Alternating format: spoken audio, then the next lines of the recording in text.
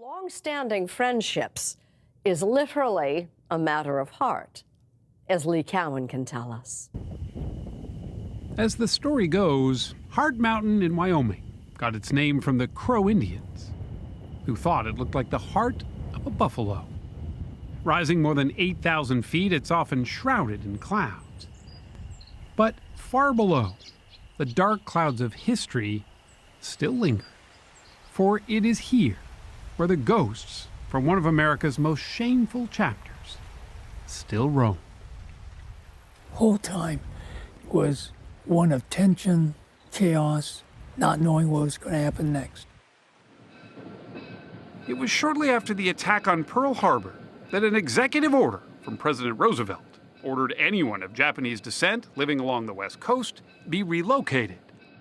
As many as 120,000 people, most of them U.S. citizens, were rounded up, loaded onto trains, and sent to places like this, penned in behind barbed wire, their loyalty and their patriotism questioned. I remember in grammar school in San Jose, we would all want to fight to be the one to carry the flag when we did the Pledge of Allegiance. So now here we are behind barbed wire, thought of as not citizens. Like so many others, Norm Mineta, born and raised in San Jose, California to Japanese parents, was uprooted from his home, having no idea where his family was headed or for how long. Now on that day that we left, I was wearing my Cub Scout uniform, baseball glove, baseball bat. And as I got on the train, the MPs confiscated my bat. They took your bat. And I went running to my father, crying about the MPs. Heart Mountain was one of 10 camps the government had hastily constructed. The Minetas arrived on a windy day in September 1942, moving their few belongings into their tar paper barrack. There was only one light in that 20 by 25 foot room. Held my mother, my dad, two sisters, my brother, and me. And out of all the people that were brought here, what percentage of them were citizens? 2/3, close to 70%. At its peak, it held some 14,000 internees. That technically made it Wyoming's third largest city at the time, even bigger than the nearby town of Cody. The signs would go up, "No Japs allowed, you sons of bitches killed my son at Iwo Jima."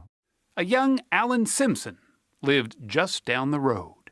Were you worried about that as a kid? Well, you would, because there was barbed wire all around the damn thing, and guard towers with guys with guns and searchlights all aimed inside. So wouldn't you, as a 12-year-old kid, think there was something in there? I think you would.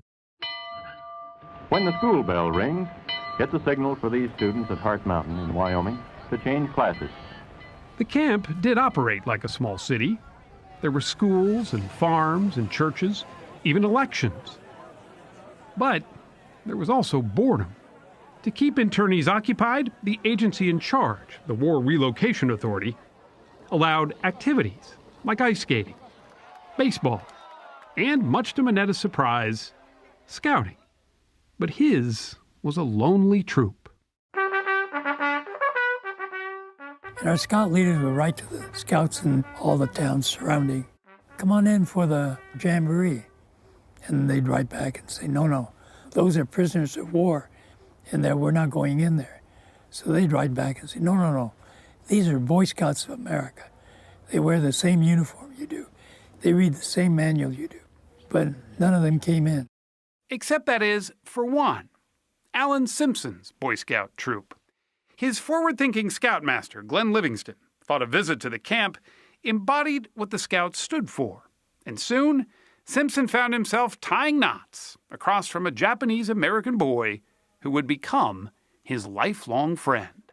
He always called me pesky little rascal. He was a spirited lad. Which meant what? It meant he was as ornery as I was.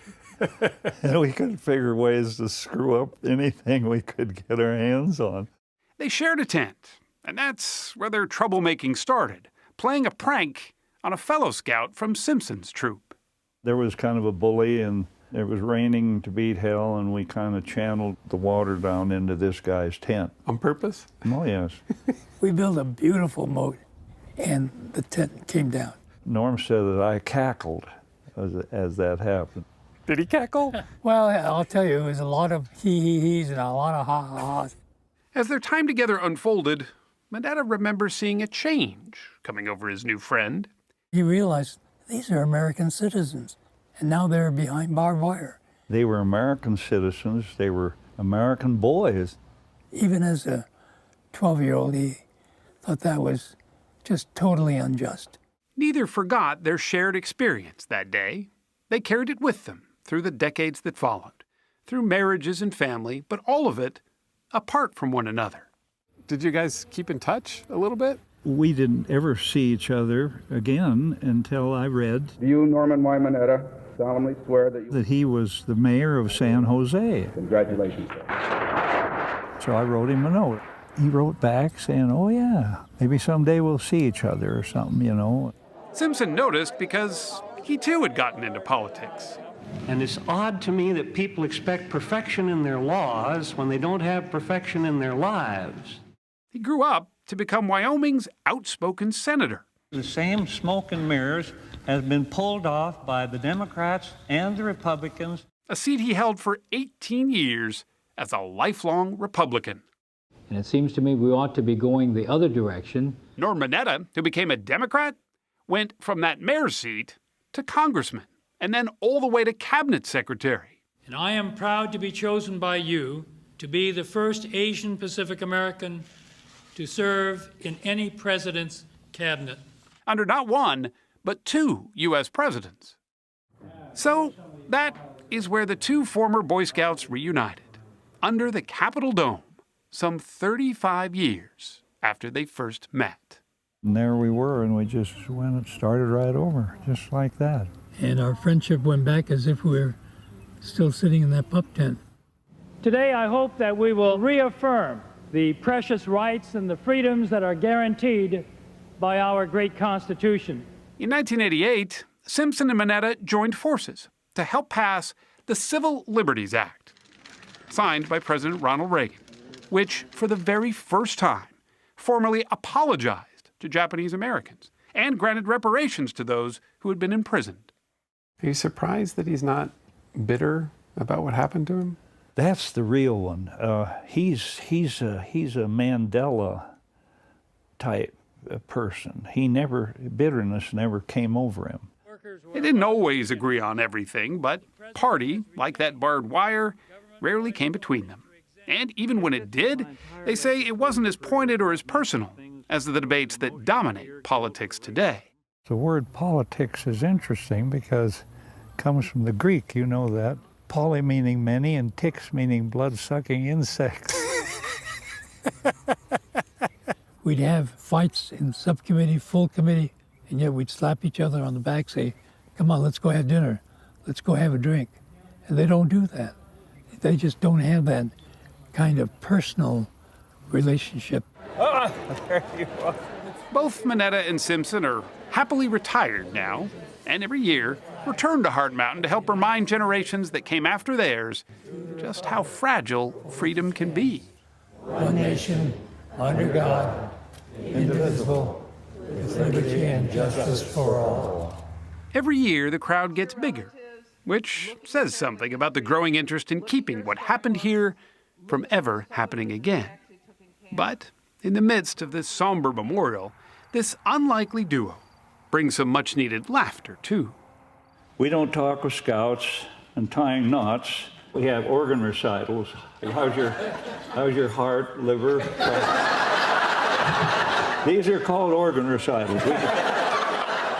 I really admire him, respect him, and love him. Just a wonderful, wonderful individual. We see each other and we just begin to laugh. There's no way to describe it. It's a love affair. I guess that's what you say. We just have fun together. Yes, there is a dark history here, but the human spirit is brighter. A friendship that reaches back decades has managed to shine the light of hope for generations.